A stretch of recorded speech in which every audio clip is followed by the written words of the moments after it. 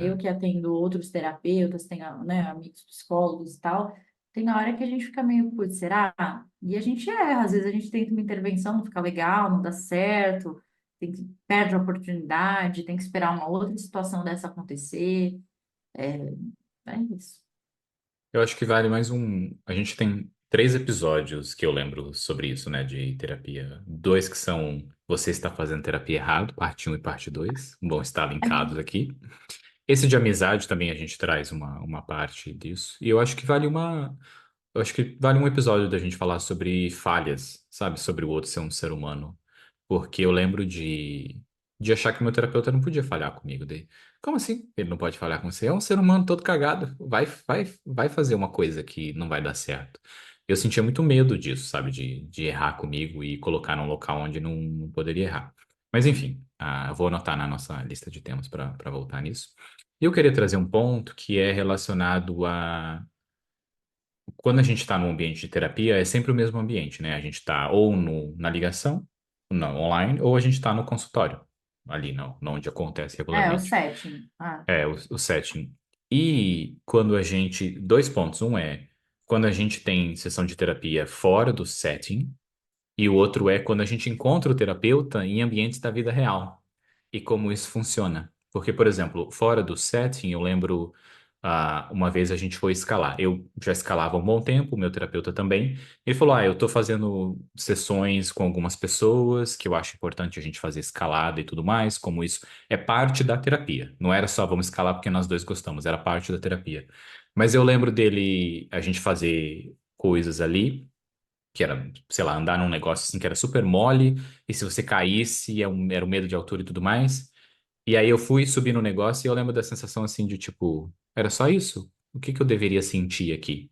Aí ele perguntando comigo e tudo mais, e eu falei, mas eu já escalo, isso não é um medo. Eu tenho medo de que eu vou cair daqui, mas não é algo que tá me despertando nada, que já é presente na minha vida.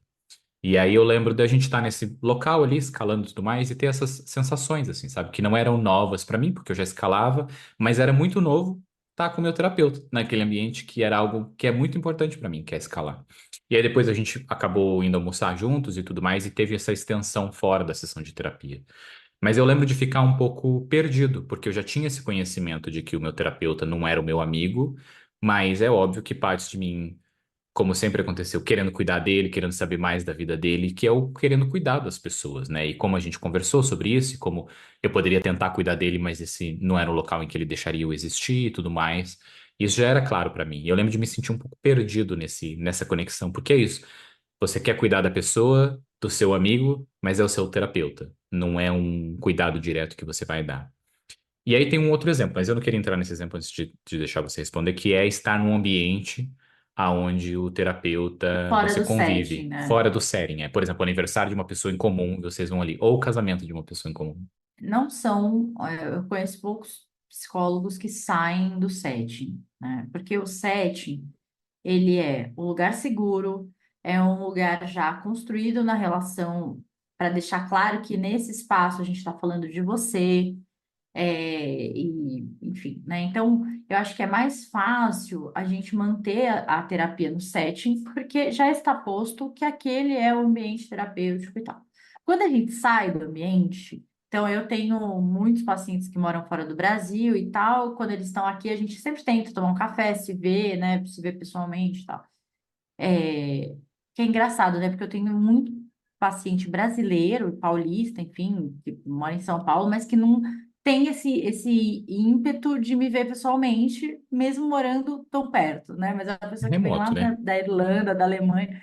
É, e aí, o que que acontece? Quando a gente resolve fazer esse movimento, então assim, então a nossa sessão, eu pelo menos prefiro, eu não marco um café com o paciente, né? Eu marco a sessão no café. A gente vai fazer sua sessão, só que é no café. E aí a gente tem coisas que estão fora do setting e que o psicólogo precisa levar em consideração. Então, a maneira que a gente fala com a garçonete, que a gente paga a conta, se a gente vai pagar a conta, se o paciente vai pagar a conta, se todas essas coisas você precisa colocar no cálculo e tal.